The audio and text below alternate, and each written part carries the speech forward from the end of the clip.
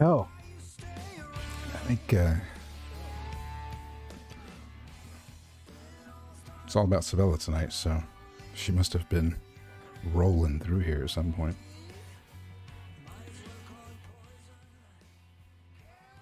I'm tweaking the music, Tim. Yes, I will tell you before I get started.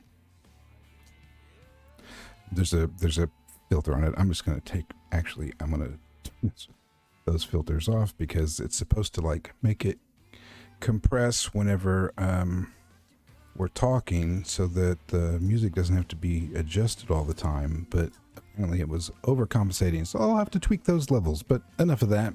I was actually attempting, Tim, to make a marbles game happen. I had it pulled up.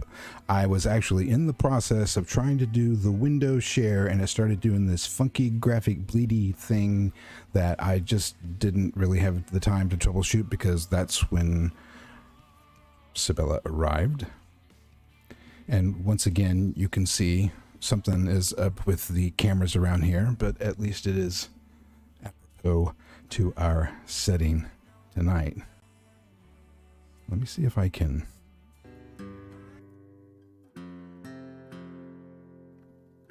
Yeah, she had control of the sound too.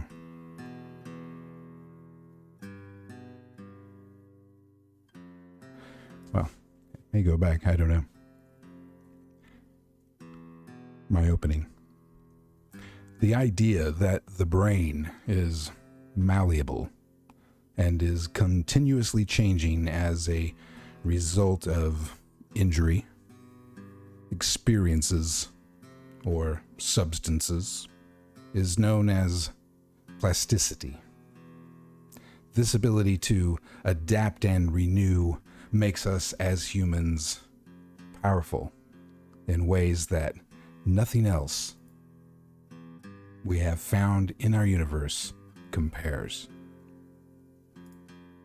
This is doing the same thing.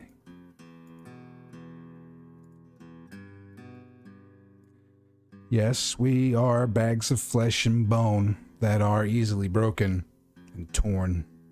We bleed from a pinprick. We die from small traumas. Failure brings distress. Fear can cripple us. Cancer eats us from within. Anxiety can force us into hibernation. But as a species, we are indomitable. We are ruthless. Some would say divine. Sabella has been through a lot in her short life, and yet she has been able to press ahead.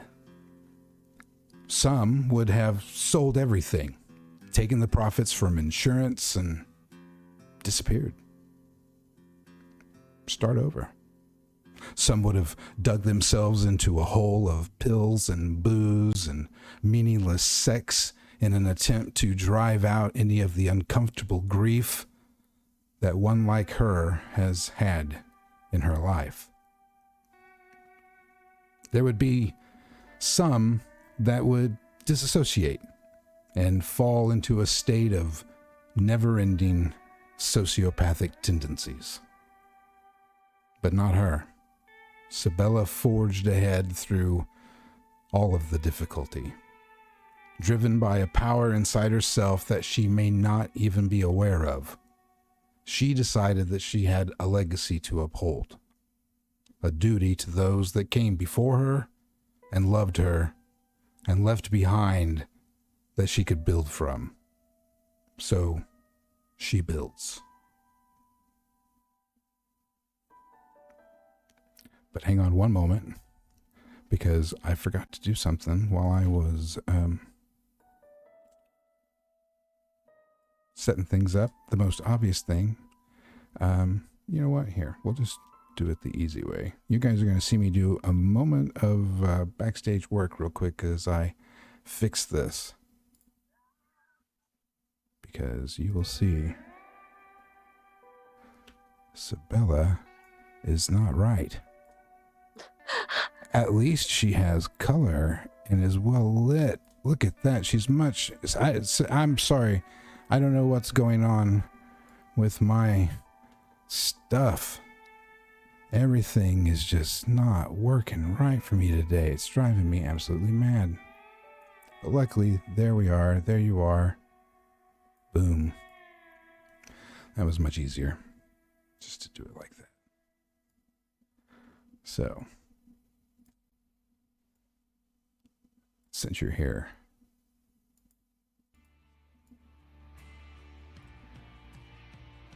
Go ahead and say something for me. Make sure everybody can hear you out there. Yeah. Something. You're right, Kaiju Collector. I see you on there. Always. Are you kidding? Are you getting any echoes through Zoom? Am I getting any echoes? No. Okay. Everything sounds good. You still hear the music? Yeah. Outstanding. Cool. Small wins. We're testing new things. I try testing new things. This is off the Heartland subject. I didn't have a chance to tell you about this, Krista.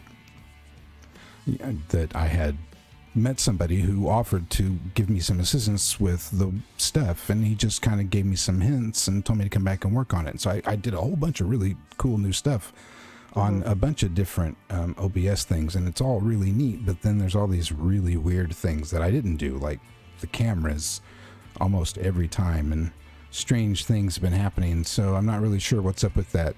So surprises are abound. Hopefully nothing else will happen to us during tonight's stream. But Sabella has a pretty good choice of music for rock music that won't get us DMCA'd. That is kind of 90s-ish. Although I suppose this isn't really 90s, like this earlier. She was a 90s baby. It kind of works. It all goes together. Kind of, yeah. It's really the music of your childhood, like your earlier childhood, in my opinion. I always lean on classic rock for some strange reason. Sabella, you are going about your morning at the Blue Rose. This is regular time, about 10-ish days after the event at the Blue Rose, the shooting.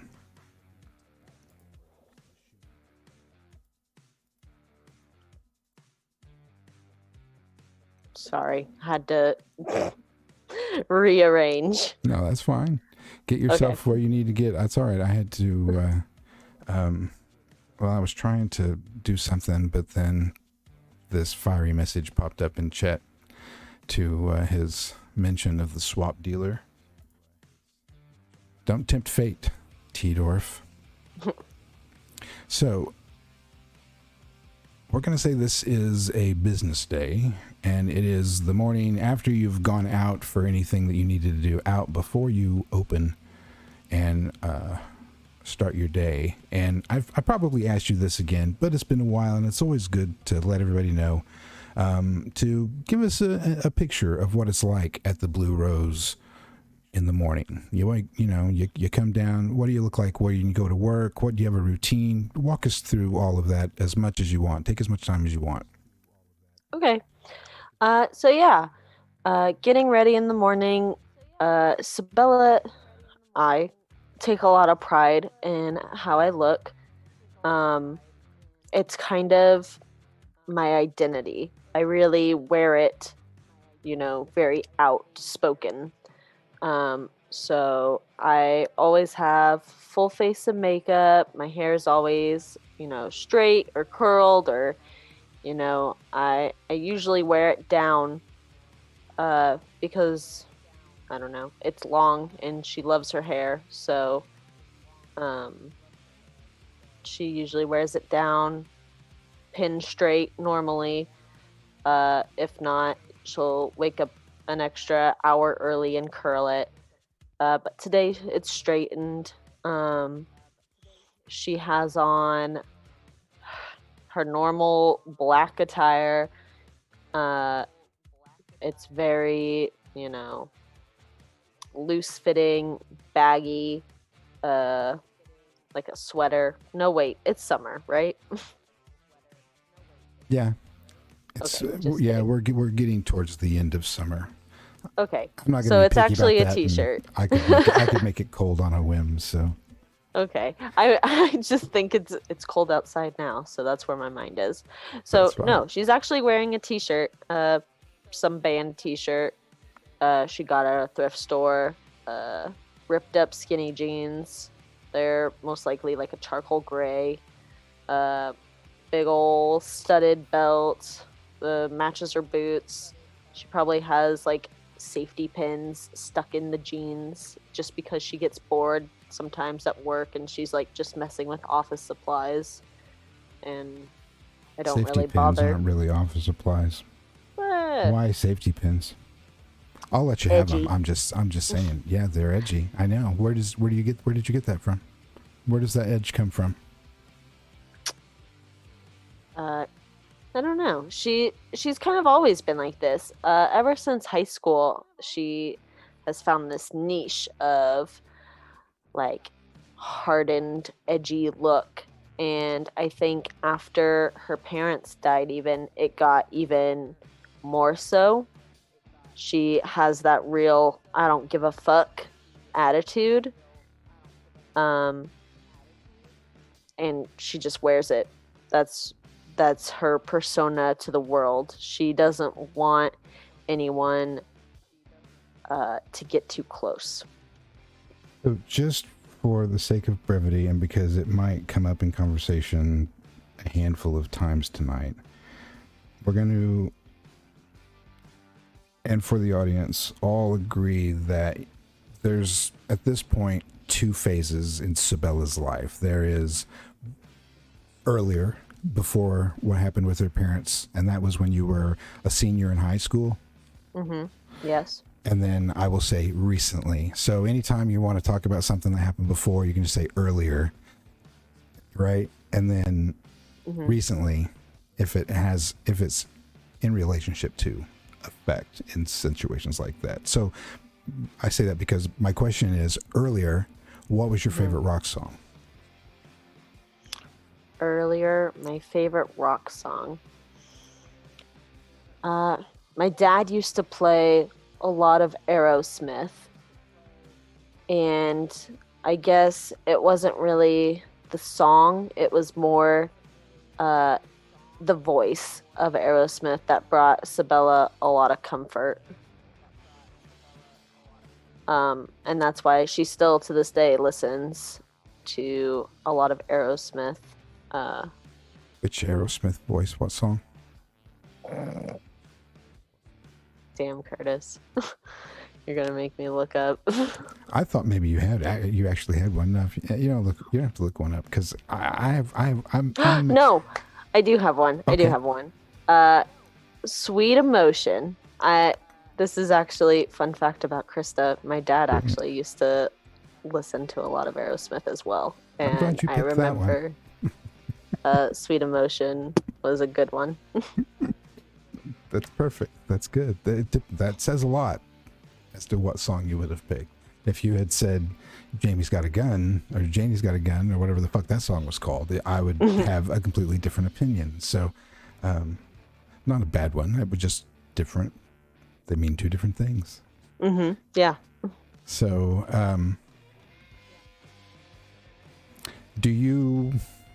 what's your busy work like during the day at the Blue Rose? Honestly, the Blue Rose is not a happening place. A small town like ours, you get the occasional visitor, you get, tourists maybe that come in, you get the few regulars, but it's never busy throughout the day. So opening up, she opens at 9.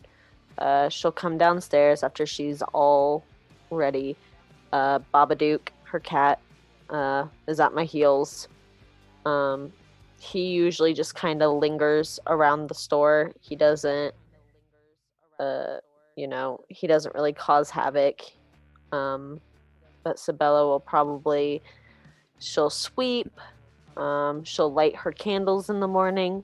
The shop is full of them, like probably too many to be safe in an actual bookstore. I think I asked you about that last time. Yeah.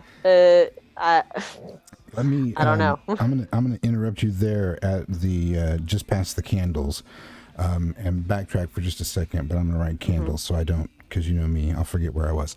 And yes. I want to go back to Babadook for just a second. Tell me how he came to be your cat.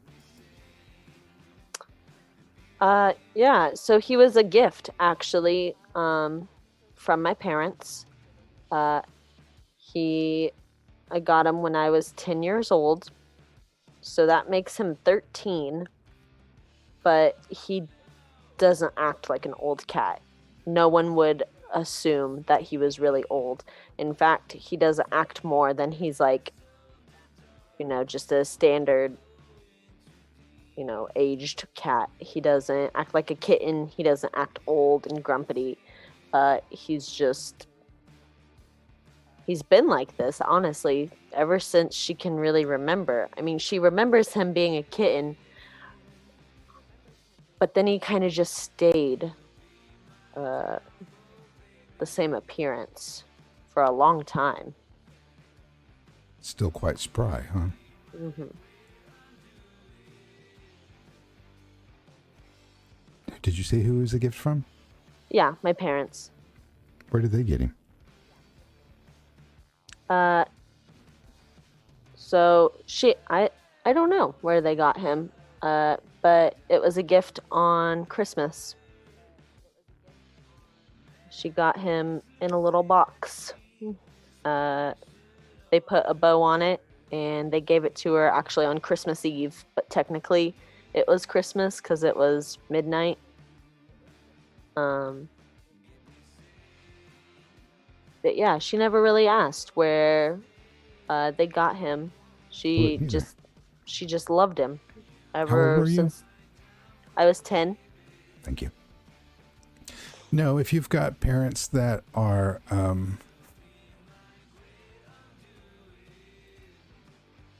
the kind of parents that would give you a kitten in a box with a bow on Christmas, that again, tell me things. All right. I was just curious how Bobby came around. As if anybody's expecting this series to end anytime soon, you can all go pound sand, because it's not. So I'm always going to be fishing for stuff to use against them later on. Just let you know. So, yeah, I have a whole story about it actually for later. So nice.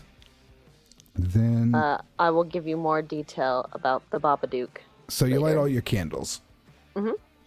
So I light all my candles. I go and I unlock the back room because I always lock it at the end of the day. It's just good practice, witchy practice, to keep all of that separate from your personal life. Business and pleasure. But that was feng shui.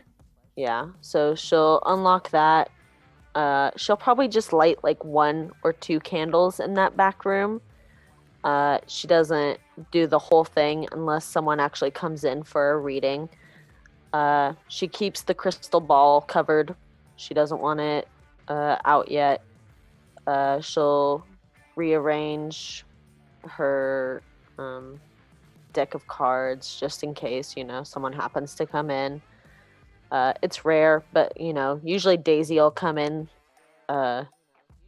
some random weekdays and want to talk and do cards and stuff. So she'll get that all set up, and then she'll go out back to the storefront and she'll start unboxing, new books that she would have gotten in, or putting away books that people have called to reserve, putting their names on it, checking labels, making sure they're all in order behind the counter. And then she'll probably go to the shelves and like one by one, like aisle by aisle. She'll make sure that all the books are, properly placed so you can easily read the title. It's very mundane, but Sabella's happy doing it. She might have her earbuds in, like on one ear, listening to some music while she does this. No one's ever really busting down the door to get in at 9 a.m. for a book. No, I imagine you get a little bit of destination. It's kind of an eclectic spot, and it is on a thoroughfare, as they say. So, all right, well, let's interject a little bit of KULT, why don't we? And this is for my amusement. A couple of points. I want to flash back real quick to when you were curling. Did you say you curled your hair this morning, or you didn't curl your hair this morning? I straightened my hair this morning. Oh, you straightened your hair this morning. Yep. Why don't you make me a roll to act under pressure? A roll to straighten my hair. Got it.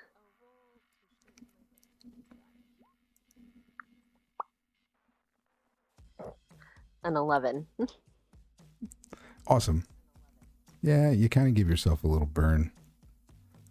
I don't know. It just came to mind while you were doing it, and so I have the ability to give it to you, so you get burned. Oh, on my neck? On my hand? What are we talking? Where would you burn yourself if you were straightening your hair? There's so many places, Curtis. The ear. Yeah, your ear. Like the tip of my ear. Yeah, that sounds devastating to me. Yep, it hurts. Done that before. Not the first time. So let me ask you this then. You didn't do it too bad. It was only 11, pardon me. How would that set off Sabella's day? You scooched up on me, didn't you? You're fine. No, go back to where you were comfortable. That's where I'm going to put you. No, I'll stay here. I like to lean in because I get serious. That's right. I've got you fixed now so that you can lean in. Pain isn't a foreign thing to me. So it doesn't really set me off like in a bad mood. It's just kind of, damn, I burned myself. That kind of sucks. But it does kind of bugger, I guess, throughout the day, as a burn would. You just kind of feel it, Sure, if you know exactly what that word means, Sabella. What? Bugger. I'm thinking of the English version, I guess. Yes, that's my accent. Bugger. So, It is that morning. You've just opened up. You are unpacking, getting ready, or if you didn't have anything to pack, you're getting ready to do the next step in your routines of retail. I would have loved to have had a bunch of employees like you. I had some like you when I was in retail management. But those who would enjoy doing stuff like that are far and few between. Yeah. Well, it's up to her. Like this whole store is her responsibility. She runs it literally with her own two hands. And if she doesn't do it, it's not going to get done.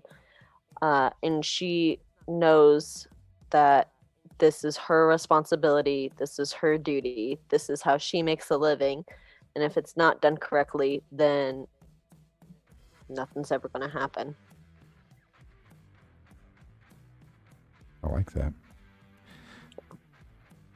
During that process, you hear the jingle jangle of the door. Do you have a bell? I probably asked you this before. You have. Yes, I do have a bell. My whole storefront is just windows, so. It was a note that didn't survive. That's okay. If the bell doesn't jingle, Babadook will say something, he'll meow, or, again, the whole storefront is windows, so Sabella could just look up easily and see. But yes, she does have a jingle jangle. Right. A man comes through the door, and there's a few things that you notice about him right away. He probably spent more time on himself this morning than you did. Oh, no. You're fairly certain he's got makeup on, probably for TV. His hair is a helmet of perfection. He's in a suit. It's not the most, it's not the best suit in the world, but it's a rather nice suit. If you watch local news, you know him as the local journalist, Jack Mewman, who has recently gotten on as the weekend anchor. He was working at a newspaper. Now he's the weekend anchor at the local KVLT news. And he comes in with a great big toothy grin. Hi, I'm Jack Mewman, KVLT News. How you doing this morning? Sabella, correct? Yeah. Hi. Nice to meet you. Do you mind if I chatted up with you for just a minute? You know who I am, right? I'm with with the news station, KVLT. Yeah, I've seen you. Yeah, do you have a few minutes to talk to me? She kind of looks around at the empty store. He's doing the same thing. Sure. Oh, nice. Outstanding. Yeah, it doesn't look like you're getting smashed around in here. No Black Friday to this morning, is there? No, not today. He pulls out a recorder while he's doing this, sort of fumbles it out. And modern times, do you mind if I record this? Sure. Is this an interview or something? Well, yeah, I've got a couple different stories brewing, and you're an interesting person, and you've had some events around here, and so I thought I might get to know you a little bit better and get some insight on some different things. Nothing bad, of course. Could you say your name and spell it out for me, please? Just so that I have it all right. I wouldn't want to make a mistake. Yeah, it's Sabella Richardson, Sibella, Sabella Richardson, exactly how it sounds, Richardson. Richardson. Yep, just exactly as it sounds, no doubt about it. You said ELLA. Yeah. Interesting. Sabella. People around here probably would spell it a different way. Why you say when that? When did you take over? The Rose? Yeah. Gosh, it's been a couple years now. I would say about four or five. Oh, 4 or 5 years. Nice. Well, because people around here don't know how to spell. That's why they would not. You're not wrong there. And who had the store before you? That would be my mama. Yeah, your mother had it, and her mother had it before her. Is that the information that I have correct? That's correct. It's been in my family since my grandma. Since your grandmother. Nice. Sabella, I want you to roll soul for me. Yeah, she's just kind of looking at this man like real hard, like what's his game? You know, she's calculating. She's very I guess she's charming enough to play the game, to do the interview, but really in her head she is just staring at this man and thinking, what the hell are you here for? You got a 14 on your see-through the illusion. I did get a 14. I also now want you to roll influence other charisma. Okay. Well, I don't have very much charisma.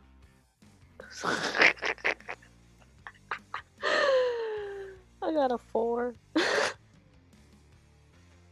right.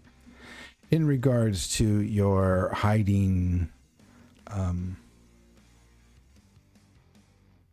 or any sort of emotional impact that this may be having on you,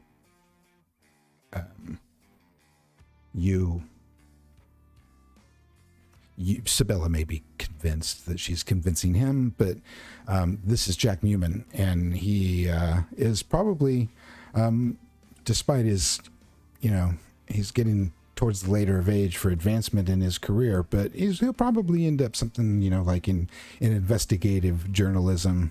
I could see him going the way of Chris Hansen, or like doing To Catch a Predator or something like that. That's kind of how I see that going. Hanging out with the people at the Sundowner a lot. Mm-hmm. So, but he's pretty good at reading people. I don't know how good Sabella is at reading people. If you want to try, you might, if it's important to you. But the soul, however, it does kind of ping with you, Sabella, even with a 14.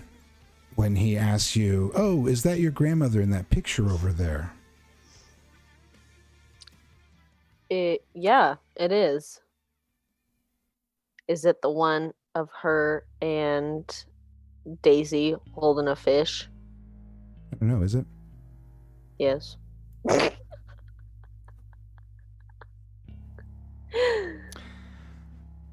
us about that.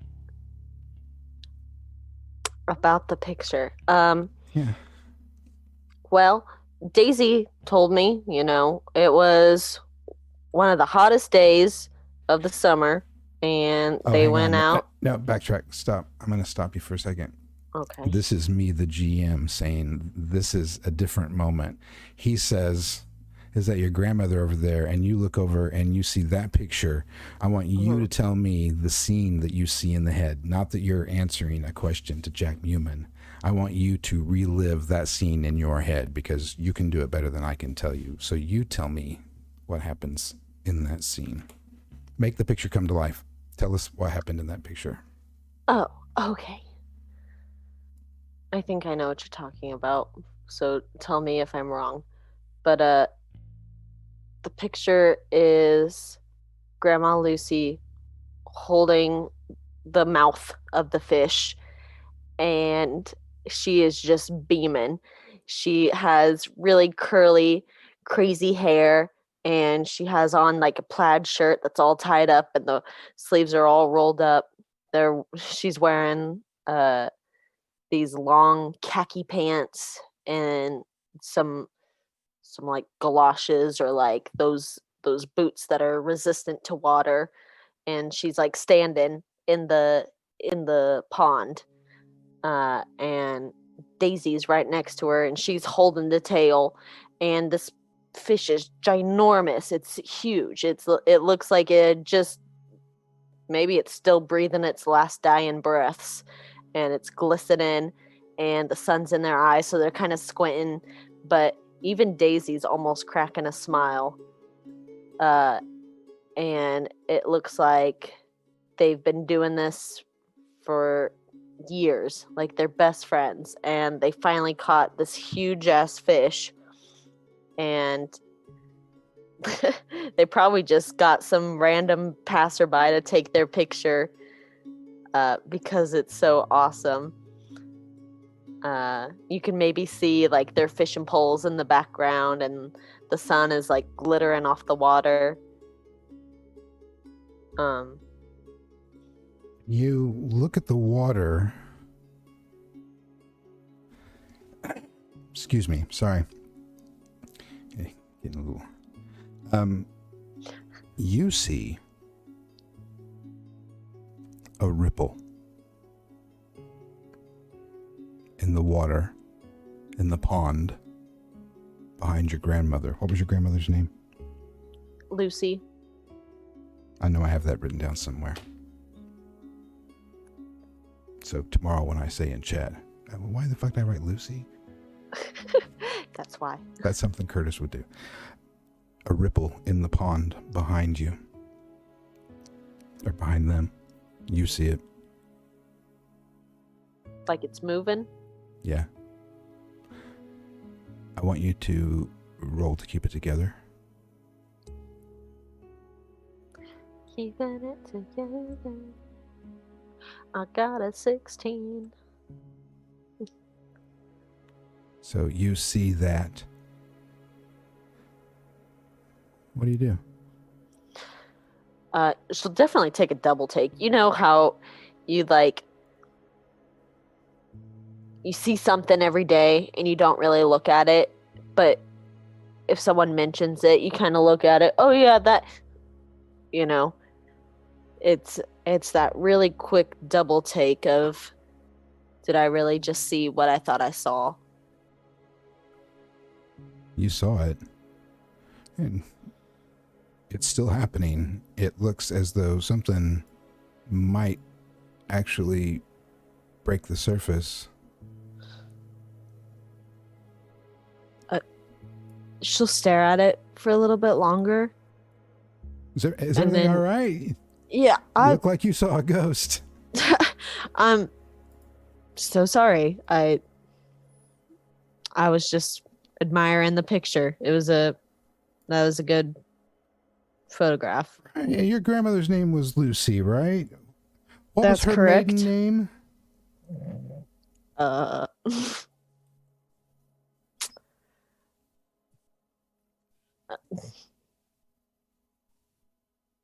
don't know. That's all right. Don't worry about it.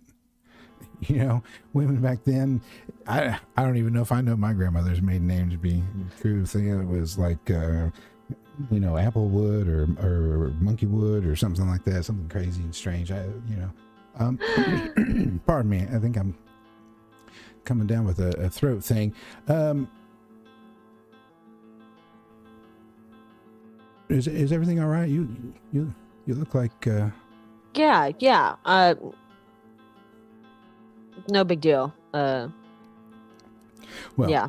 One thing I have to get knocked off my list here, Sabella, is a rumor that has just gone wild around here lately.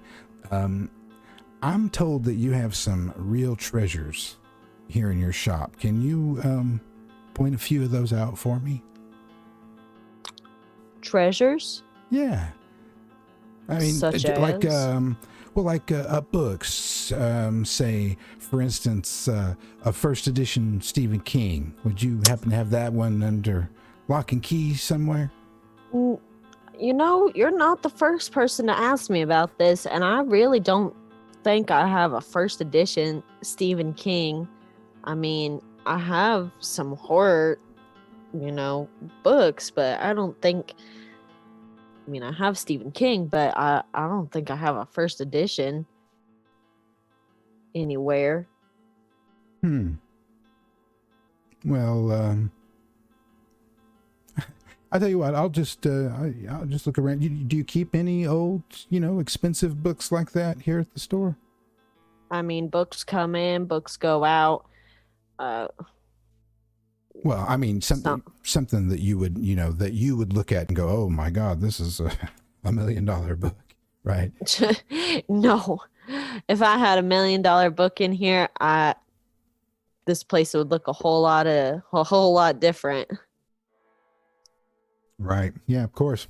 Yeah. Um. Interesting. You sure do have a lot of candles. Yeah. Smells nice. What's that? What is that scent? Well, it's a combination. Uh, a lot of them are just, your average white candle. But I have, some of them are vanilla, some of them are, forest. Got it at like the Bath and Body Works in a few towns over. Hmm.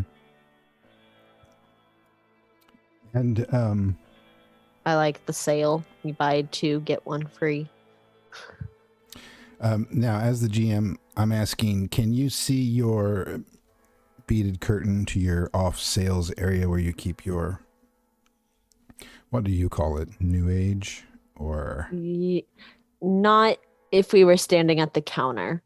Because I would be like, if I was at the counter, I'd be looking out towards the windows and he would be looking at the back wall. But if we moved over, he would be able to see it. Like if he went to go look for the horror books or whatever, or to peruse the shelves. Yeah, he's kind of meandering over that way as I voted started to fall apart. Oh my God, what is that a sign of? Just hold it together a little bit longer.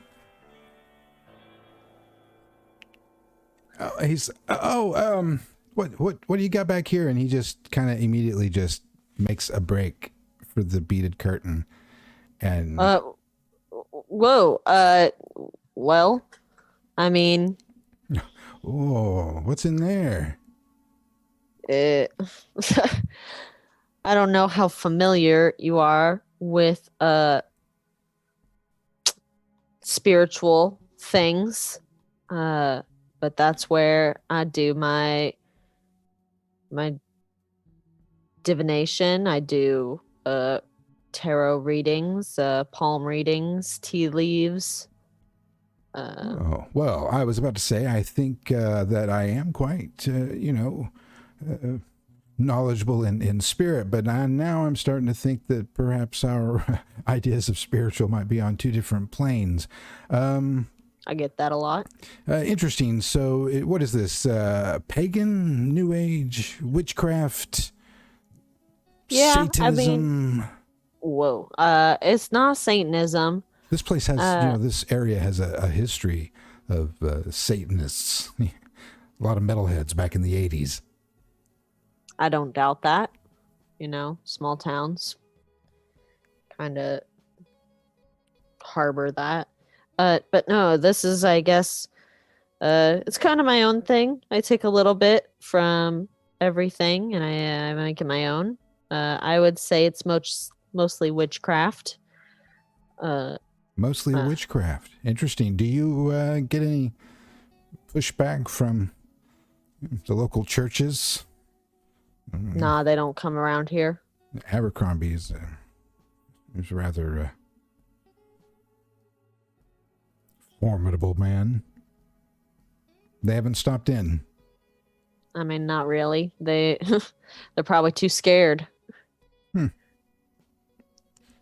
a possibility. Now, as the GM, I'm going to ask you another question where something is located that he's going to find. You have to tell me where it is. Okay. An amulet that you have, whether Sabella finds a whole lot of value in it, I am not sure. Yeah, Abercrombie. I said the wrong thing. Yeah, Page. That's his first name. Or something. Abernathy. Abernathy. call me out in chat. Isn't that Abercrombie. I don't know. I was in the flow.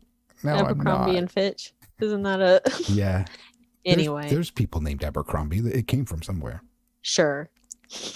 It's real. No, now Tim heard. Oh no. Oh no. An amulet, yeah. So in this back room, it's kind of a circular room. And I think I've it's a explained this. locket is what it is, really. Okay. Or like a little heart-shaped kind of, thing. So, and on these shelves in there are books of, spell books, tarot books, basically all the books that have to deal with this type of stuff, witchcraft, Wiccan, paganism, etc. Mm-hmm. And on these shelves, on shelves that are less used than others, she kind of has like knickknacks placed around, little like jewelry boxes and incense holders and crystals. So I would say it's probably on a shelf on the left-hand side. Nice. So he is looking as though he is almost inspecting every book, not for very long, but he is being that thorough in his investigation. He's got to be at least scanning every other title as he goes up and down the shelves, and sort of then will make a judgment and then move on to another area and look around, and he'll ask another couple boring questions until he finds this necklace that is a surprise to you. I have mentioned it before, but it was in another series at the very end, and it is sort of got like these Celtic carvings, and it's heart-shaped, and it was originally meant to be a locket, so it's turned into this very intricate thing in my head. Mm-hmm. Pretty, but simple in its appearance of value. It doesn't look like it's worth a lot, but it does look like it comes from the heart. I mean, it sort of almost instills an instant emotional, sort of sentimental value. Maybe not a personal attachment. It doesn't stop a person from saying, I'll sell it if the price is right. But of course, it's always had a little bit of an attachment. Mm-hmm. So his question then is going to be, oh, tell me about this. And so here is me asking you yet another spry question. What a question. You have this amulet, and it could have come from anywhere, because this is your chance to link back to something else, whether or not you do it directly or not. It'll get linked sooner or later, but you know what I'm saying. I feel like I know. You go anywhere you want with it. I feel like I know what this necklace is. Okay.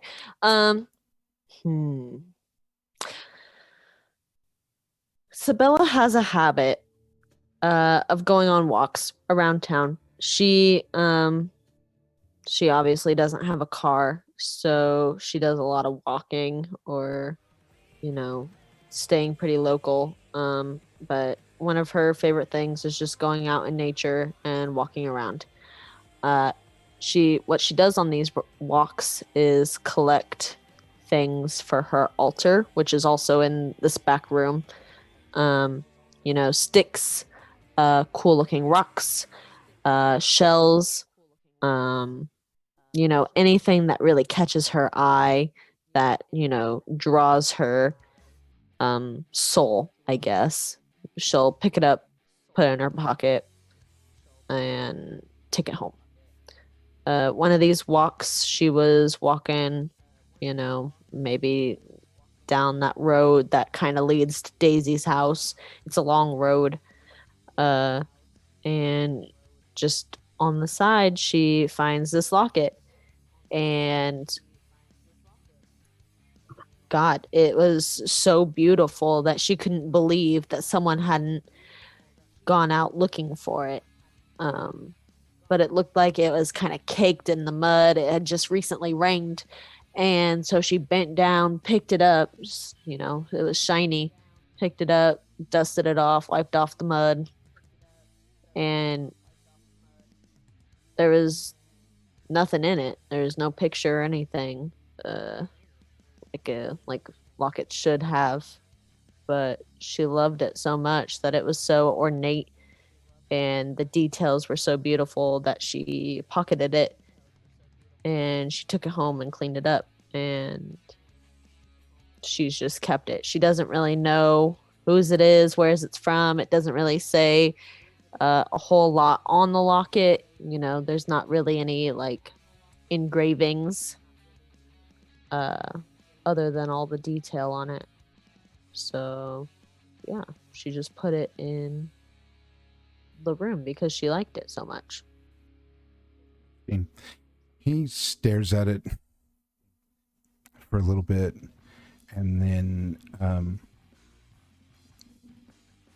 he says, "Do you know what this symbol means?" And he turns it over, and it's actually something that you hadn't seen. In one of the very small sections of smooth part on the back of this thing, there's this sort of round symbol that is very kind of detailed. It looks, I don't know quite how it could have been carved in there, because it's so small, but there's lots of line work in it.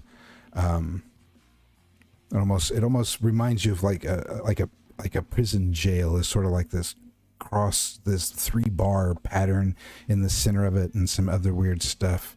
I wish I had keyed that up in Roll20 and I could show it to you. It's not really important at this time. Sabella hasn't seen it. Okay. And he's like, "Have you seen this before?"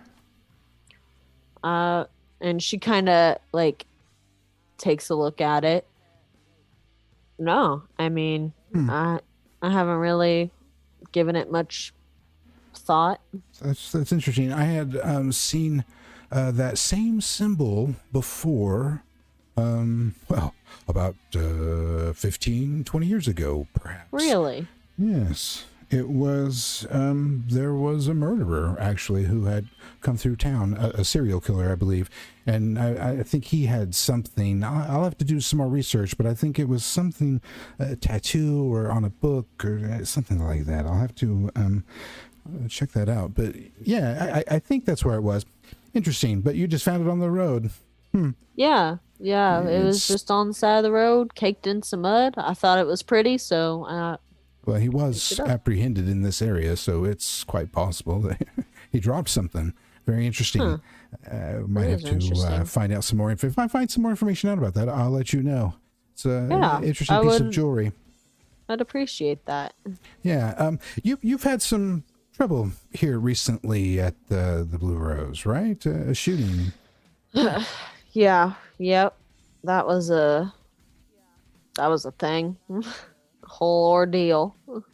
Right. Daisy Hamilton was here when that happened, correct? Well, kind of. She came after.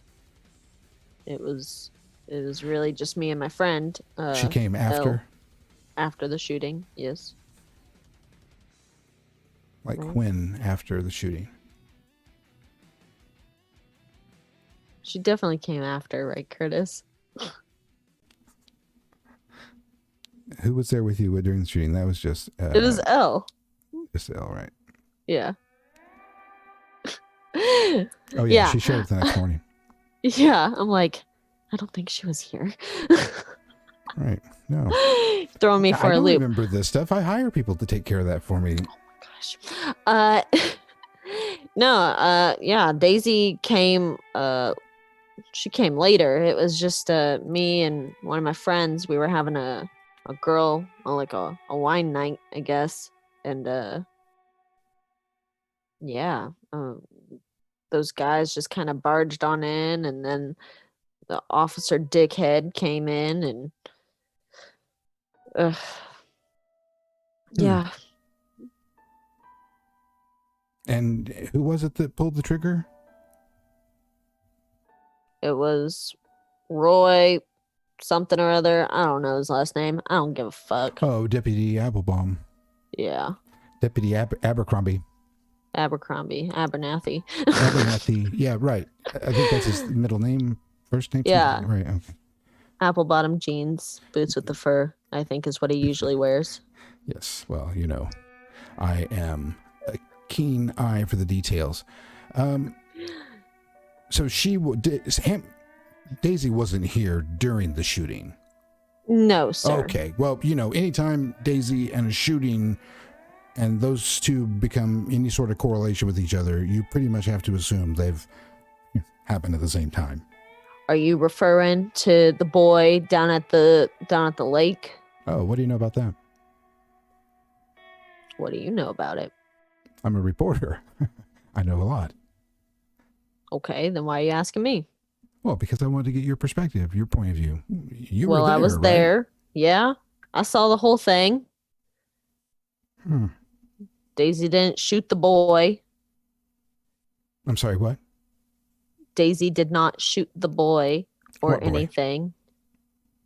The boy that died. Did he get shot? No, but people sure think Daisy killed him. Why would they think that? I don't know, because she's different, like me. Hmm. People are scared of what they can't control, and Daisy is not a force to be controlled. And people think that she shot that boy down at the dock. I guess, or something. I don't know. People get their words all twisted. What actually happened? He drowned. He drowned. Sabella just kind of leaves it at that. She doesn't talk about the seaweed. Roll me, you keep it together. Son of a...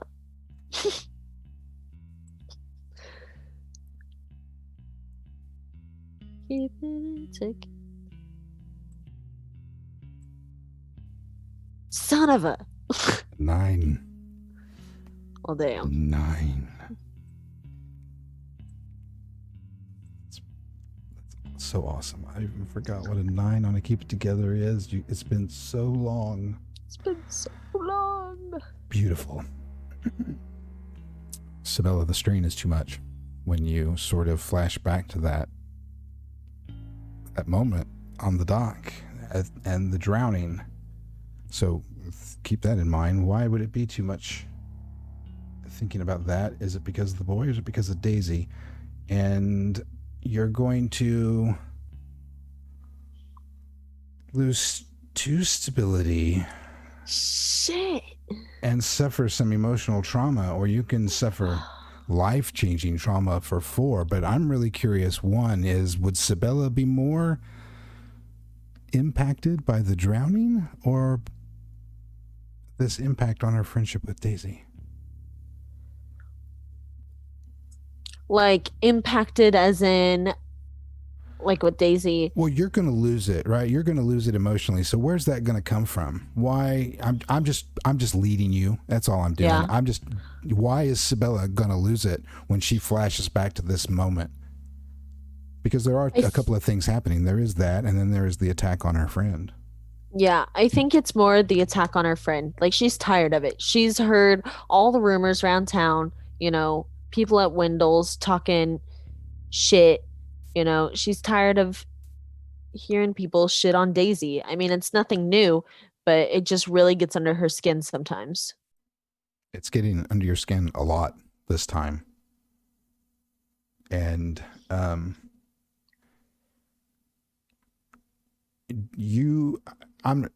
I could take control of you and make you do all sorts of terrible things. So with that in mind, describe to me what it looks like to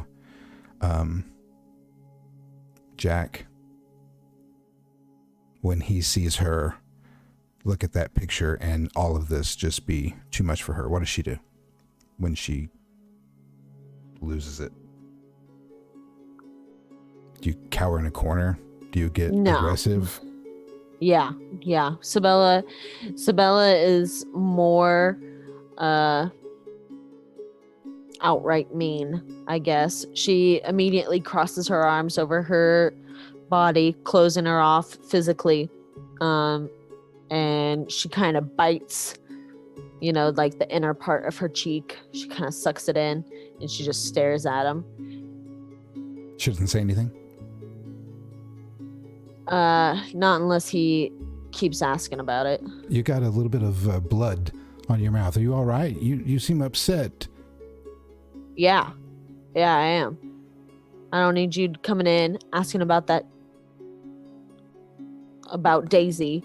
You know, I don't need anyone else trash talking her in my shop. You know, she's my friend, and I don't take kindly to anyone assuming things that aren't real, that aren't true. You weren't there. You didn't know. You have only heard the rumors. You've only heard, what the people at the fucking police office or in the hospital have said. You I am a reporter. It's kind of my job to ask those questions. all right, but you weren't there. You don't know what really happened. I was there, Daisy was there, and no one cares to take our side. They just say, hey, stop talking about that because that's not what people want to hear. Right? Roll +0 for me. Okay.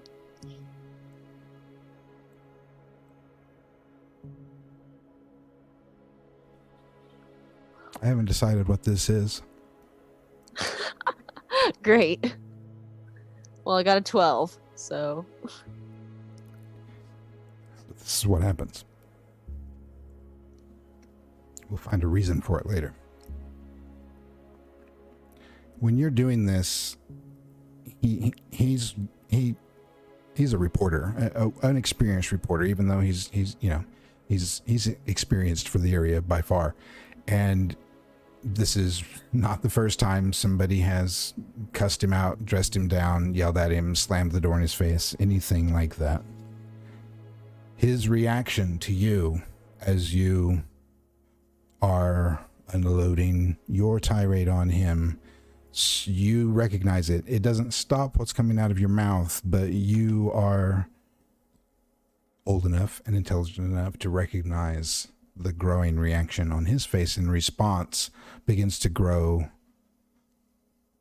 far beyond what looks reasonable, so that by the time he departs, he is ghost white and in fear. He just stands there and gets more and more like afraid, as if he is looking at a beast or a creature or something that he's never seen before in his life and doesn't understand. You just see this fear, and he's losing the color until you have finished your tirade, and he is almost sweating and has already been putting his stuff away and kind of trying to hold his fake smile and all of that reporter together.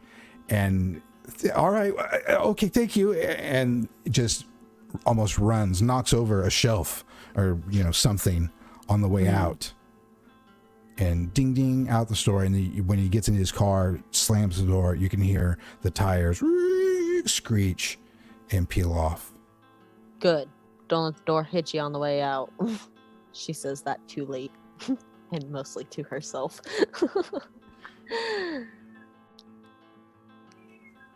Really? It was a bit of an overreaction. He shouldn't have been that scared. That's what you should be worried about, is what he just saw in your face that you did not. And with that, we're going to take a quick break. So yeah, go get something to drink. Go wash your hands. Do something. We'll be back in about 10 minutes or so. Yeah. Let's see, I have a new break screen. They did it again. And a train. Not only, yeah, look, both the music. I had the ambient music and the...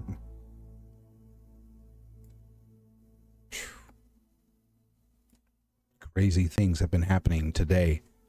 Krista, I'm just going to tell you.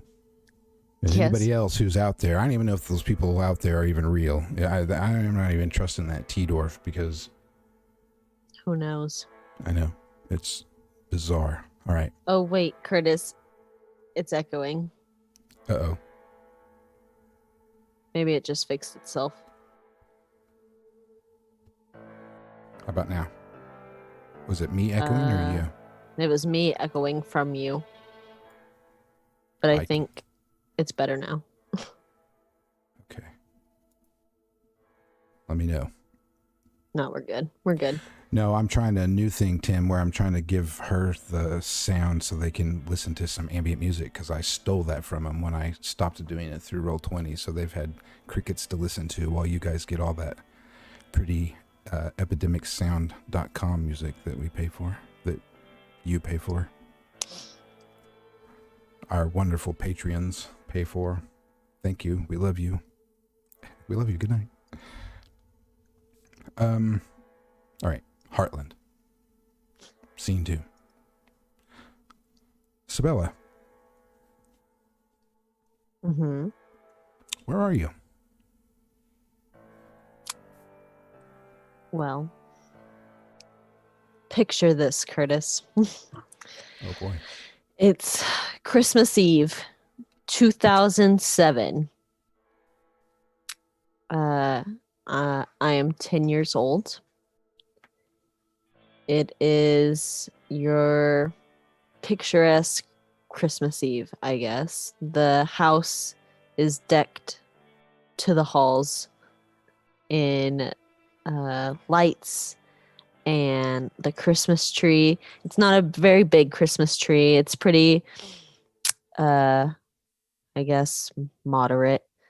But it does have like all these like handmade ornaments, and like some of them are like really old, like from my childhood, like even younger childhood, like made in preschool with my handprints and out of popsicle sticks. And then there's even some older than that that are like antiques that look like maybe they were my grandma's.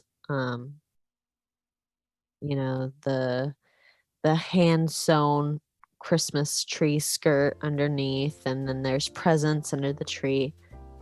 The house smells like cinnamon and nutmeg and ginger. Mom's in the kitchen. That's where I look back and I always think about my mom in the kitchen. That's where she just kind of stayed. It was weird if she wasn't baking something, or if she hadn't just baked something and the house was warm and inviting and just smelled awesome all the time. Just always smelled so good. She was making her famous ginger snap cookies. And everyone loved her ginger snaps. Daisy especially. It was snowing outside. Dad and I, we actually just came back inside. We were outside and it's been snowing all day, so the snow was kind of just now sticking to the ground, but we made a snowman, and he showed me how to, like roll the snow against the ground and in my mittens, and packing it into a ball that actually like stood like a snowman, and it was the whole thing. It was the first time I think we actually built a snowman together. I'm sure we probably did it again, but this snowman was the one I remember because it was impressive. I mean, for a 10-year-old and her dad, this thing looked good, like Hallmark movie good. It was 3 layers of snow, and we found some sticks under the old oak tree out in the front lawn, and Dad went and found like some gravel from the driveway, and we put the eyes in and the mouth, gave him a really big mouth, and I shoved the sticks in the sides. And well, we didn't have any carrots. I ran in and I asked Mom, so we didn't have the full size carrots, but we did have baby carrots, so I stuck in a baby Little carrot. manufactured ones that are all the same exact shape Yeah, and size. like just the tiny ones. Yeah. So I stuck one of those in as the nose. And it just looked so silly because it was so miniature compared to how big the snowman was that we just laughed about it. Right. Um, Can I interrupt your story? Can you keep track of where you are? All right. 'cause, absolutely. I'm going to interject with some cult stuff from time to time as we flash back. I want you to give me a roll plus soul, please.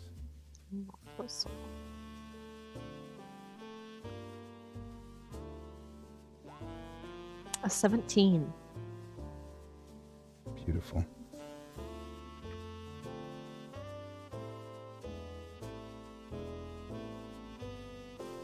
Let you carry on. I just had images of a horrific snowman that I thought I might throw upon you. Visions of a God. terrible thing to describe, but we'll save that for maybe an episode closer to Christmas. Maybe. Okay. All right, carry on. Yeah. So we were laughing about the carrot. I ended up taking off my mittens and putting them on the sticks. And my dad, he had a scarf on that he reluctantly gave to the snowman. It was a whole frosty situation. Like, it was pretty picturesque. But by the time we came inside, I was frozen to the core. It's the type of cold, that makes your nose run and your cheeks like hurt and burn because of the cold wind. It feels like a rash or something on your face. But we came in and Mom had cookies already out of the oven. Some were still in the oven, but she had some ginger snap cookies waiting for us, and a cup of hot chocolate with a peppermint, like a, what are those, a candy cane in it, and one giant marshmallow, because I do not like the mini marshmallows. I want just one big old marshmallow in there. I'll take the marshmallow. You can have the candy cane. I don't like peppermint.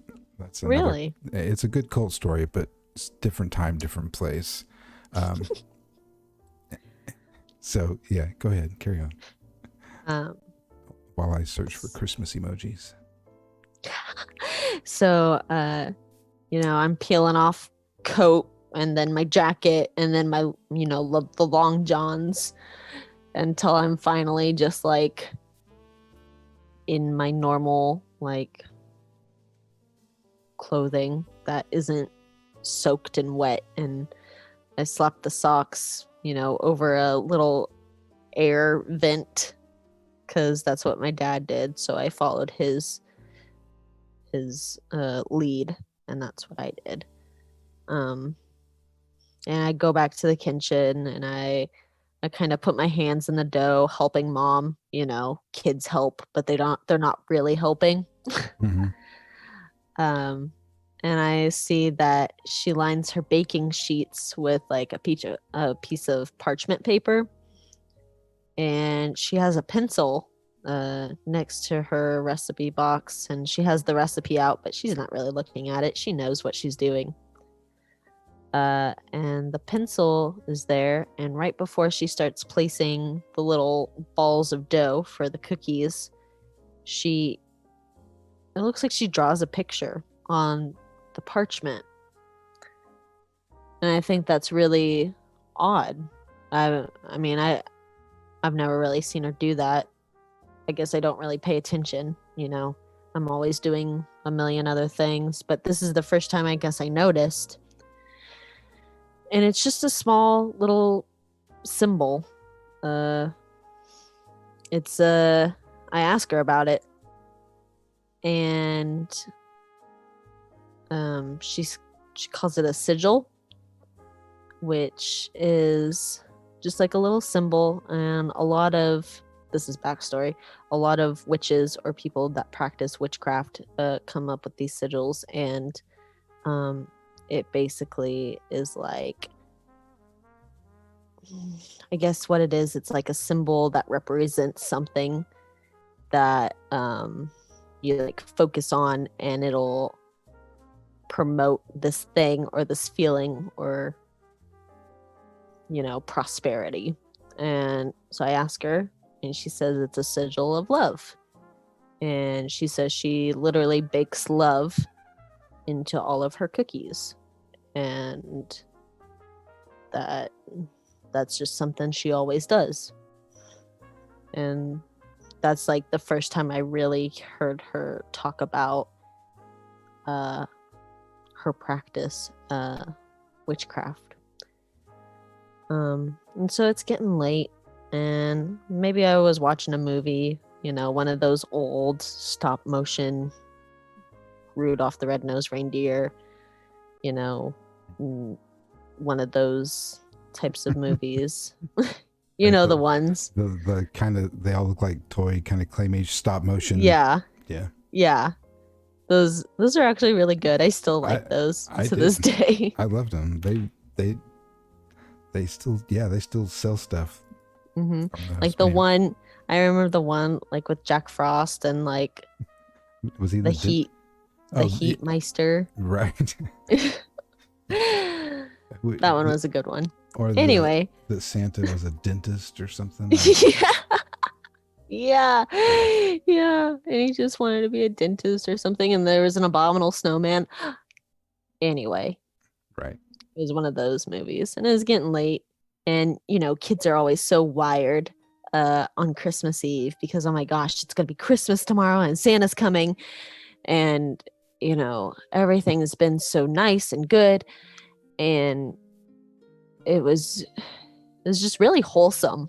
A really wholesome Christmas. Well, it was one of the best ones I can think of in my head. I'm going to let you kind of hold on to that pleasant feeling for just a moment, because I want to backtrack to this, and you led me right to it. The baking with your mother. Mm-hmm. Did she ever tell you anything more about this love that she baked in? I mean, were you like the question, oh, why? Like a question follows a question follows a question, or were you satisfied with the love answer? Did you ask her how she did that? How she accomplished getting love in the thing? So I don't know if I asked right then and there, but I know over the years I learned that she was something called a kitchen witch, which is they primarily practice their witchcraft in the kitchen, or sometimes they're called like a cottage witch, and they basically just like, it's like their specialty is potions, I guess. And it's not like potions like, you know, eye of newt, tongue of frog, all that jazz. Right. But it's like, I know. But it's just taking time and care into what you do, and it's manifesting these good intentions and emotions as you are cooking or baking, and putting in what you want out of your final product. So what were it didn't really make sense to me at the time. Like when I was 10, I was like, oh yeah, it's made with love. That's cute. You know. Right. But over the years I understood it a little bit better.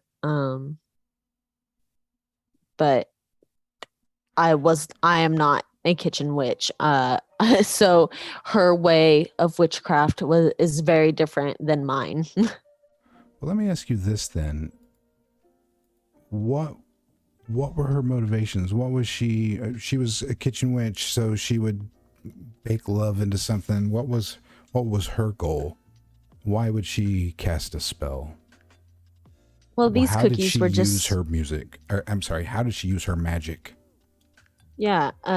So these cookies were for the family, so she would always, if she was feeling like especially happy or joyful or full of love or, whatever the emotion may be, that's what she put into it. So being that it was Christmas Eve, she was feeling the festivities, she was feeling, happy, and she was really feeling the love in the air. And so, when you tasted these cookies, you could literally feel warmth and happiness. And it was quite honestly a bite of love that just like soaked into your body, and it made you feel so good. And I think that's why everyone liked her baking. So did you ever see her do magic outside of just baking things to make the family feel good? Like bad things? Well, no, not necessarily. Good witch things. Which, by the way, anybody can bake things to make their family feel good. Absolutely. You don't need to be a witch to do that, Anyhow, no, Chocolate chip cookies make anyone happy, I think. Did Sabella ever see her use magic in a different way? I don't know. I don't know. Did she bake cookies to get somebody good fortune? Did she, do laundry so that somebody had a clean house? Yeah, no,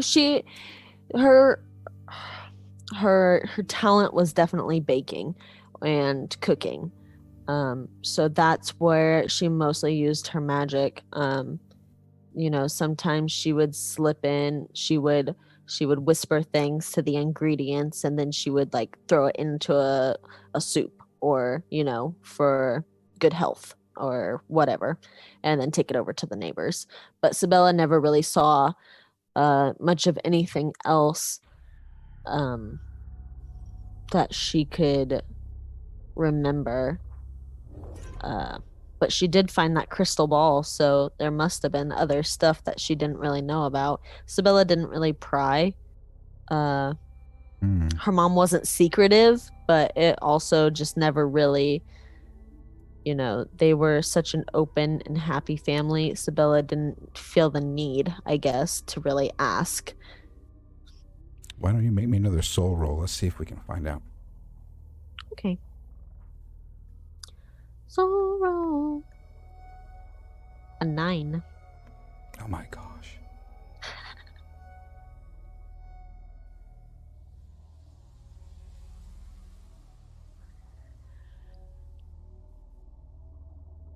You had never seen the crystal ball before the fire?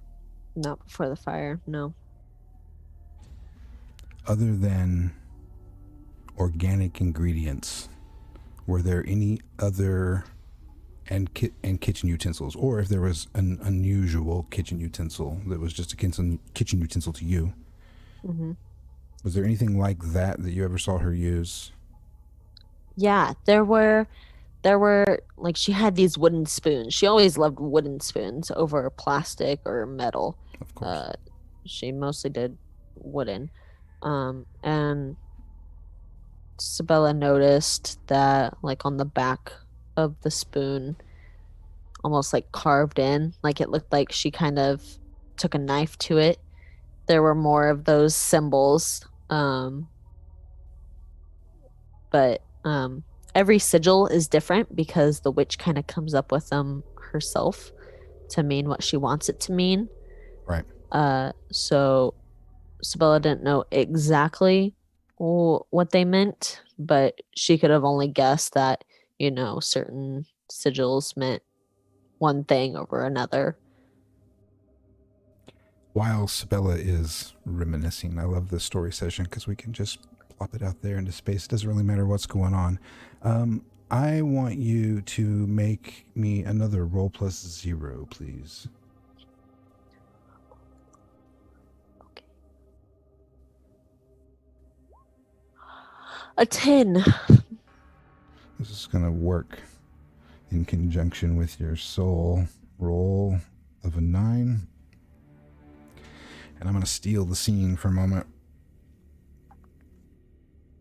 or steal the stage. Steal the stage. I've got a lot of alliteration going on tonight. It's twisting my tongue up. The spoons. Do you have those spoons at your house? Does Sabella have those spoons? They burned up in the fire. The spoons burned up. They were wooden, after all.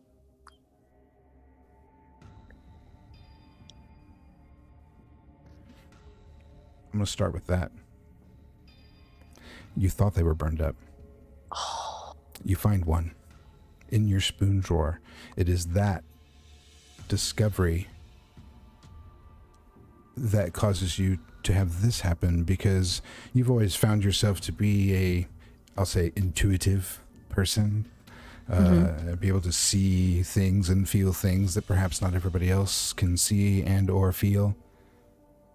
And this is literally one of those flashbacks that hurts, throws you back, takes you out of your body and into some other time or place. You can't really tell. It seems old from the way that this table looks. It's like a thick, ancient kitchen table. You know, it's like 4 inches thick, and you can see it's smooth, almost shiny, but it's not like it's been varnished, just from wear and rough use, hacks and knife marks and all sorts of things. And there's bowls and stuff, and the bowls look sort of old, but they you know, you can't really tell.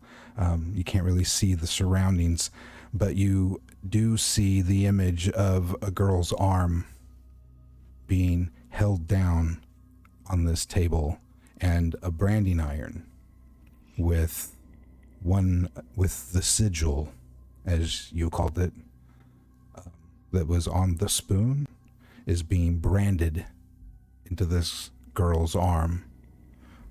You don't see a body. All you see is the image of the table and the arm. There's black. You can hear the scream. You can smell the smoke and the burning flesh. You hate it because a part of you think some of it kind of smells kind of good, and then your stomach is immediately turned at the thought of that pleasant smell of smoking, cooking flesh. And that happens. That's the symbol that's burned into the arm. You don't know who it is, but it is a female arm. It's slender. It's not very hairy. It could be a young boy, perhaps, but I'm going to say it registers female. Only because I know that it is. And I want you to now make me a keep it together roll as you go through these sensations and see this someone being branded, and they're taking their time, and she screams, and you hear the scream. And 13. I'm sure that you're also an empath as well. So we're not really keeping stability scores. Perhaps I told you lost 2 off the other one. That's just to give you some reference point. And this one is not as bad as that one, but describe your reaction now. The scene is yours again. What do you do? And if you want to try to react to this, you can, or if you just stand there and react emotionally, the choice is yours. You do what you want. So, going back a little bit, Sabella finds this spoon in her kitchen, and when she touches it, she gets this vision. Yes. Okay. Well, first of all, yeah, ripped right out of the movies, just that overused trope of wah into the flash. Yeah, yes. That's so Raven type moment. Yep. I didn't watch the show, but I know what you're saying. Yes. Oh man. Okay. I had kids. I've seen the show. Gotta get back. Okay. So yeah, first of all, seeing the spoon it's not possible, but it is, because it's right here in front of my face, and here I am touching it, and then this vision, it almost takes my breath away as I I see the arm, and I hear the screams, and the flesh smell, and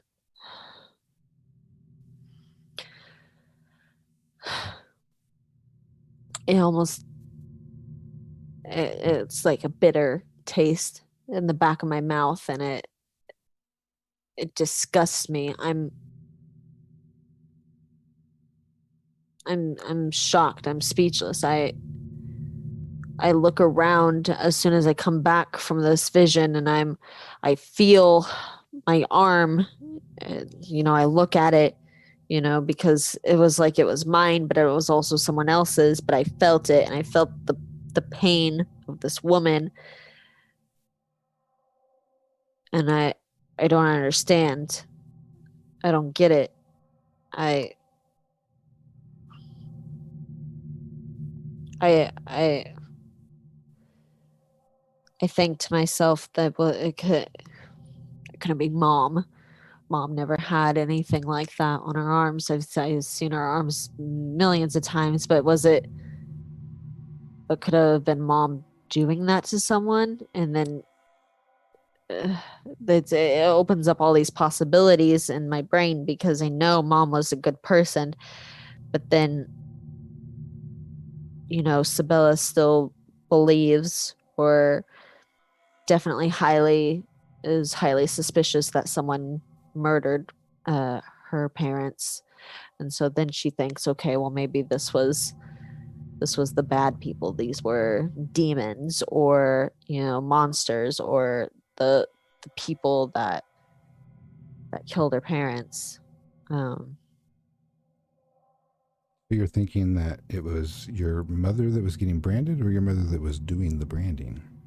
I don't know. A lot of possibilities flash through uh my brain. um i don't think I don't think it was either. If I'm being honest with myself, I don't think it was my mom doing the branding. I don't think it was my mom getting branded, but maybe it was someone in relation to mom, maybe, in her tribe, in her coven, uh a fellow witch, because not everyone knows about these sigils, and to have a whole brand that is this symbol that's on the back of the spoon. It was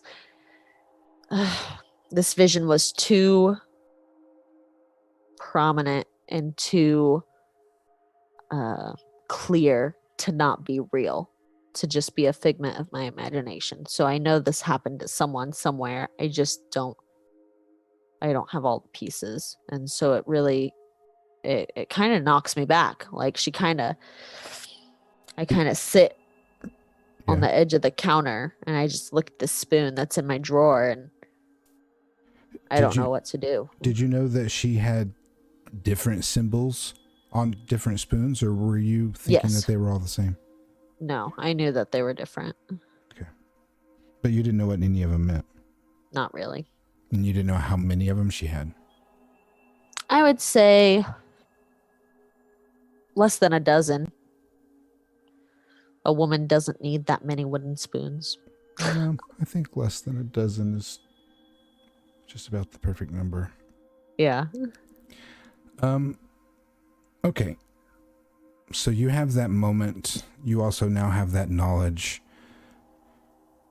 There's a little bit of KULT, but I'm going to give you a bit of a moment here, and as I pull some of the creepy music back down, I'll bring our Christmas music back up. And I think you were about to tell us something about Christmas. Am I right? Am I leading you in the Yeah. right direction with that? Yes. Because I kind of cut you off. That's okay. Cut me off. I'm walking here. I'm Christopher Walken. Anyway. So yeah, it's getting late. It's getting close to midnight, to Christmas, My mom's kind of hinting, "Oh, maybe you should go to bed, Santa's not going to come." The whole parent shtick of Christmas. Basically just them wanting me to go to bed so they can put more presents under the tree and do last minute wrapping and stocking stuffers. I know the deal. Spoiler alert, Santa's not real, y'all. What? I know! It's crazy. Anyway. Stop it. All right, keep going. Christmas morning, yes. I know. I know kind what you're of. talking Yeah. So it's getting down to it, and Sabella kind of notices that her dad went off. Maybe her parents shared a look or something, and he went off to go do whatever. She's watching a movie. She doesn't care. She's 10 years old. It's almost Christmas. I'm a cultist. You said went off. My mind went some other place. Okay. When he went off to go do something. Okay. Yes, went off into another room of the house. Okay. Carry on. And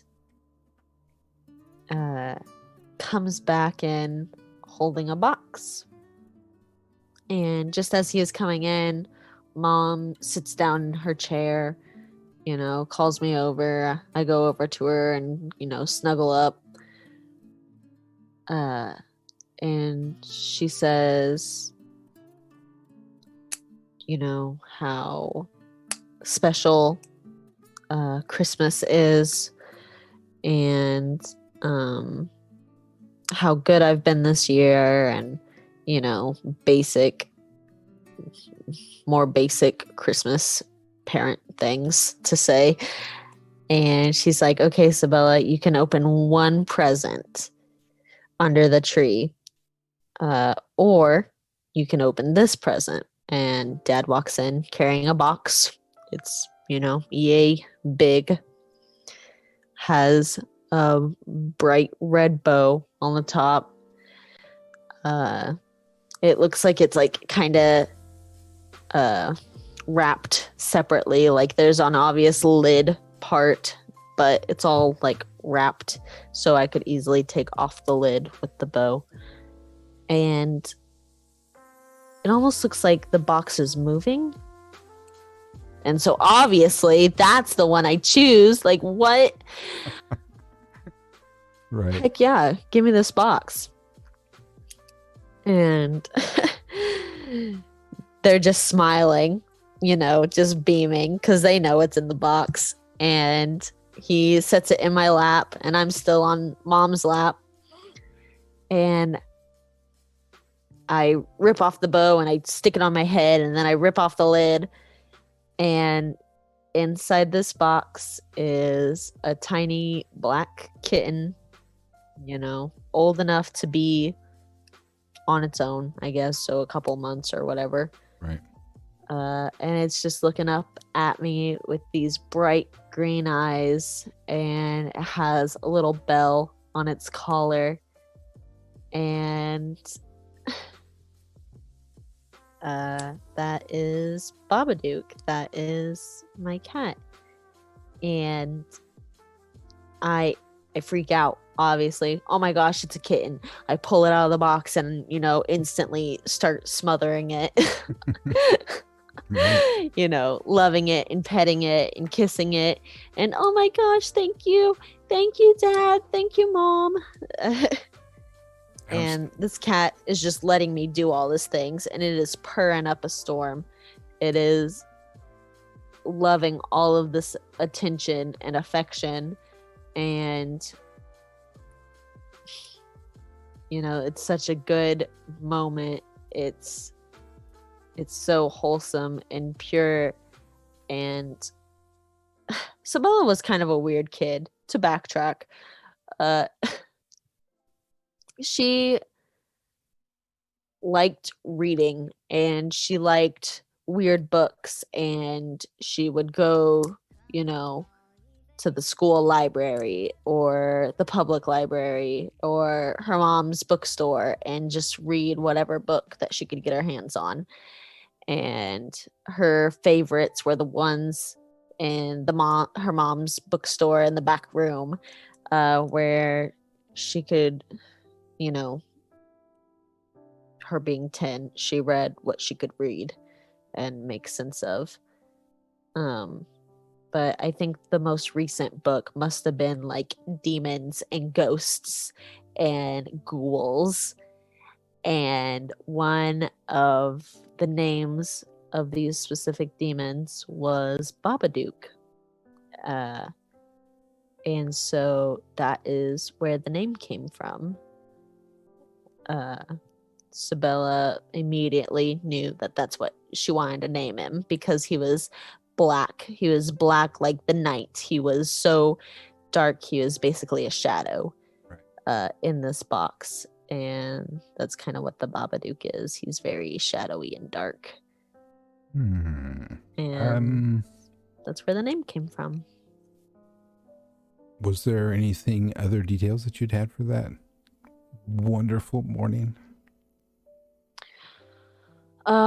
No, because after that it was time to go to bed because I really did have to go to bed, or Santa was not coming, and this was going to be the only gift that I got on Christmas so this Eve. was still technically Christmas Eve. Right. Yeah. So I scooped up my new cat and I went to bed. Yeah. I always got pajamas on Christmas Eve. Yeah. Every time, no matter what box I opened, it was always pajamas on Christmas Eve. Funny how that happens, huh? Yeah, I don't know how that worked out. So, all right, that was a beautiful story. I love that. Now make me another soul roll. I want 2 rolls, 1 plus soul, 1 plus 0, and let's see if I can just mess it all up for you. My soul is high. Yeah. Okay, 17 for soul, and Beautiful. for 0, 13. That was a Excellent. wholesome story. Don't you dare mess it up. It's pretty good. We do have a little bit of a cult finish for it, though. Okay. As you think back to that cute Babadook, it was wonderful. I have the same images in my head, not of Christmas, but of similar kittens, immediately followed by scratchy eyes and sniffing. Yeah. I love them all. Yep. Let me ask you this, because I think you might have mentioned this before, so I'm going to give you the opportunity to tell me if you have or not. Have you ever talked about Babadook's eye color changing? No. Okay. Have you ever talked about him acting unusual? I've never talked about it, but he definitely has. I mean, not unusual. I guess unusual for a cat because he literally follows me around like a dog. Like, it's kind of crazy, if you think about it, because he can always find me. And I have tested it, like, to great lengths. He can come and he can find me even down the road. It's almost as if we have a bond. What's the furthest that you've been away? And the longest, I suppose. I mean, what's the most extreme example of that? I'm curious now. Gosh, I would say, when she was a kid, it was, pre-fire earlier. It was down the lane, down the driveway, maybe to the stop sign. He would come running if she called him. Like, he could hear her, even though that was just so far away for a cat. If he was inside, how could he possibly know? But then she's furthered it. After the fire, she's been all the way to Daisy's house or in the forest, outside of town, and has called him. And it takes him a minute, but he comes. All right. I'm going to tell you 2 stories. Very brief things that seem to come to mind. And as it is in KULT, you don't know everything that you think you know. As it is with most humans in real life. But suddenly, a new memory appears. It's almost amazing to you how you haven't had this thought before, because it seems so common to you now as you hearken back to that beautiful moment. And there was a flash in that instant when you and Babadook had made eye contact that first time. You remember now because you're thinking about that connection, and you remember, you picturing you picking him up in the box, and it's just that cartoon moment with the great big glossy eyes, except his eyes are typically green, but in this moment they flash almost, they almost get blue, they glow, and through sort of a jade emerald color till it's just almost completely blue, but it lights up, and you didn't notice it now, but in the memory, as it comes back to you, it's almost as if it lit up the box when you picked it up, and just a flash, and it was that flash that melted your heart. Maybe the possible linking connection, but it's also that connection you're thinking about in that most extreme case when it was the woods at Daisy's. I know I'm going to lay all this on you at the end. This is the big finale. Yeah. You're thinking about Babadook and the time that you spent. You couldn't get back to the shop. Babadook made his way out to Daisy's, right? And he, I'm sure, tromped around in the wilderness because she lives on the outskirts of town. I call it wilderness. It's fields, bunch of trees, Yeah. fields, bunch of trees, fields, bunch of trees. In the evening, going out, looking for him, ready to come in, as you have kind of grown accustomed to over the last couple of days that you've been there, sort of developed this routine. And he has been doing a lot of exploring during the days. But on this day, when you see what you think is him coming, at first, your mind is a little bit confused because he seems too big. Coming through the trees, you're waiting to see him because is that him? It's almost, you don't know what this thing is that's coming out. It could be like a panther, maybe, but it's bigger. A tiger, but tigers aren't black, and it almost seems bigger. You can't really tell. Your heart starts to beat because you're thinking, shit, that thing is in the same woods as my cat. Maybe it ate my cat, but it's coming to eat me, because that's the impression that it gives. It seems very eager to get to you. It just seems to put off that energy because you're Sabella. You can sense that sort of thing. Mm-hmm. And in get it together moments that you put yourself through, I won't make you roll for it, but you're trying to keep it together, and you look again, and it breaks the tree line. It's Babadook, little old Babadook. Meow. Whatever noise he makes, mine makes a meow sound when it talks to me. It's been changing it, so I think it's been cursing at me lately, but it makes that sort of sound, whatever it is, the hey, I'm here, Mom sound, and comes to you for your evening routine and follows you in the house. So you can take that as you will. But we stretched it out. You did a great job telling stories tonight, Sabella. I loved it. Krista, it was fabulous. I have a special outro scene that typically I reserve for me. Had intended to do this last week for me and Jaylee's episode, but I didn't really have a chance, and so I just kind of left it on this because I didn't want to cheat you out of it. I won't make you go through the big whole "hi, I'm" kind of thing. We're a bit over that. But I will give our thanks as we say goodnight to everybody. I really appreciate everybody's support. As soon as I get the right button to my new end credit scene. Oh, hang on a second, because this one's not fixed. This will be fun. Look at that. It's not right.